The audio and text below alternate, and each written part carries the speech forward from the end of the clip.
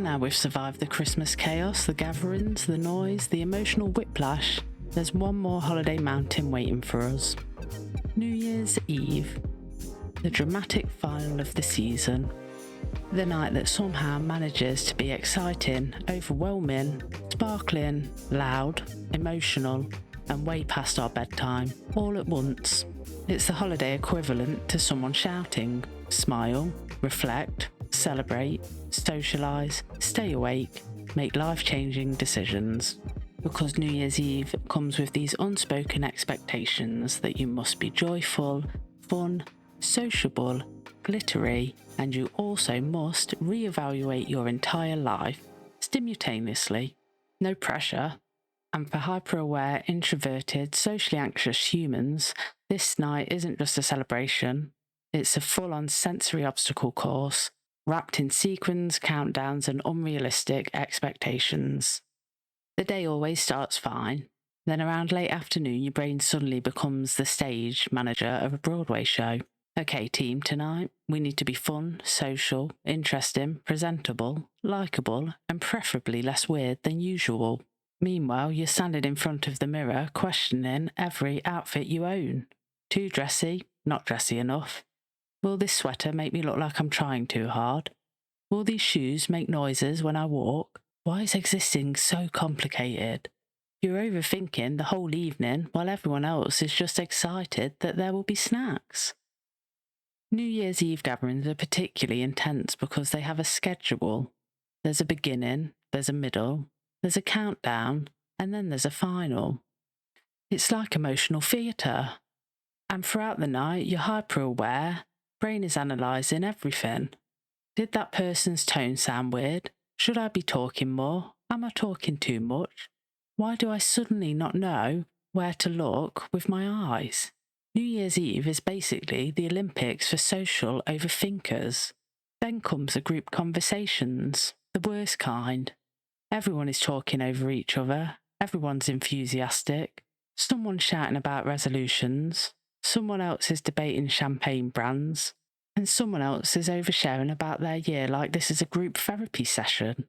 Meanwhile, you're in the corner holding a drink you didn't want, nodding politely, trying to look engaged while mentally calculating your exit strategy. Then comes the countdown, those last 10 seconds where the entire room suddenly transforms into a high-pressure group project you did not agree to participate in. Everyone's shouting numbers, confetti is loading in the background, someone's already crying, and then you've got someone else trying to kiss strangers. And you're just trying to figure out, do I hug people? Do I cheer? Do I pretend to cheer? Do I clap? Do I step back so no one touches me? Or should I fake cough to escape physical contact? Then it hits midnight and suddenly everyone's like, Happy New Year! And you're like, oh, no, please don't look at me. Please don't touch me. Please don't take a photo. Oh, great, they took a photo. Once the hugging and confetti settles, your hyper-aware brain starts its next routine. It goes something like this. Did I do enough this year? Am I enough? Did I grow? Did I regress? Did I embarrass myself at any point? Yes, definitely, but how many times? And why do I suddenly remember a weird interaction from March? And while everybody else is celebrating their fresh start, you're mentally zooming through the last 12 months like you're reviewing security footage. And listen, even if you are thinking about self-improvement this year, let's be realistic. You don't need to reinvent yourself, you don't need to unlock your highest potential, and you don't need to become the best version of yourself. Some of us aren't seeking transformation, we're just hoping to function without emotionally buffering every 5 minutes.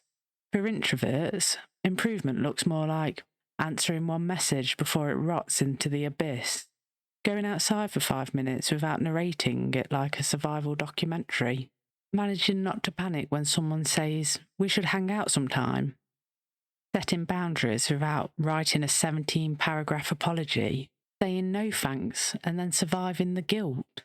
This isn't a glow-up, this is a dim, flickering upgrade, like when your phone updates but you can't tell what changed. And honestly, that's enough, because sometimes growth is not a dramatic transformation, Sometimes it's just choosing peace, minding your business, and avoiding drama like it's a group project.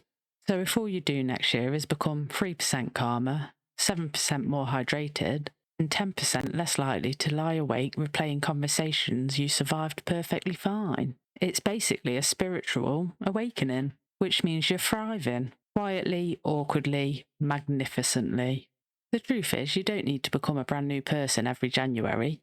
Some years are about major change, some years are about survival, some years are about recovery, and some years are about doing your best while your brain narrates everything, like an ominous documentary voiceover. And that's valid. You're allowed to start the new year quietly, slowly, softly, at your own pace. There's no rules to say that you have to burst into January like a motivational speaker. New year, same me, but hopefully with better snacks, is a valid mantra. Maybe this year the resolution isn't about becoming a new version of yourself.